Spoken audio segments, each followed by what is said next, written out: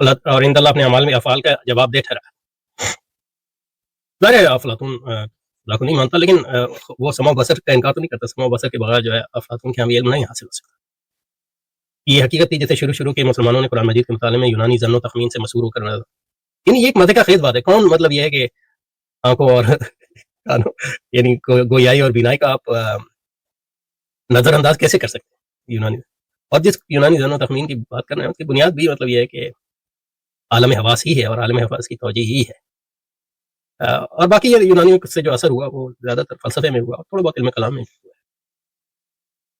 فلسفاتی دیگر انہوں نے اس کا مطالعہ بھی فکر یونان کی روشنی میں کیا. اس کا کوئی یعنی اس کی کوئی بنیاد نہیں ہے. قرآن کا مطالعہ جو ہے، قرآن کی پہلی تفسیریں جو ہے محدثین نے لکھی، یعنی طبری جو ہے محدث، یہ ساری تفسیروں کی بنیاد ہے وہ تفسیر. اور اس کے بعد تمام علماء نے اپنے علوم کی بنیاد پر قرآن کی تفسیر لکھی اور آج تک لوگ لکھ رہے ہیں. یہ اللہ تعالیٰ کا قرآن مجید جو ہے اللہ تعالیٰ کا دسترخوان ہے، اس پہ جو آتا ہے اس کو جو ہے اس کے ظرف کے مطابق ملتا ہے. اور اس کی حفاظت کی ذمہ داری اس کے الفاظ کی بھی مان کہ اللہ نے خود لی. اور تاریخی طور پہ بھی اس کا کوئی ثبوت نہیں ہے کہ مسلمانوں کے ہاں جو ہے قرآن مجید انہوں نے یونانی فکر کے زاویے سے سمجھا یا قرآن مجید کی فکر کو سمجھنے میں یونانیت صدرا ہوئی. تو یہ کوئی پھر کہیں 200 جا سمجھے 200 برس جا کے سمجھا پھر بھی پوری طرح نہیں، جب تک علامہ اقبال نہ آئے. تو بلکہ روح اساساً یونانیت کے منافی، یونانیت کی منافی نہیں ہے. قرآن مجید کی روح جو ہے ہر کفر اور شرک کی منافی.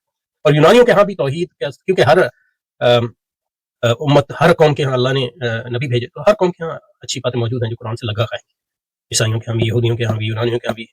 اور بہت سی باتیں ہیں جو انہوں نے کفر اور شرک سے لے لیں. جیسے قرآن مجید میں مطلب یہ ہے کہ مکہ کے بت پرستوں کی ساری باتیں تو رد نہیں کی، یعنی حج کو قائم رکھا. حج وہ لوگ کرتے تھے لیکن اس سے شرک کو نکال دیا. تو یونانیوں کا شرک بھی تھا، اچھی بات بھی تھی، بری بات. لیکن یہ کہ یونانیوں سے مسلمانوں کا تاثر بہت کم، اور قرآن مجید کے سمجھنے میں بالکل ہی نہیں. اس سے انکشاف ممکن ہے. اچھا یہاں رکھتے ہیں، پھر اس کو جاری رکھیں گے. سبحانک اللہم و بحمدک، نشہد ان لا الہ الا انت، نستغفرک.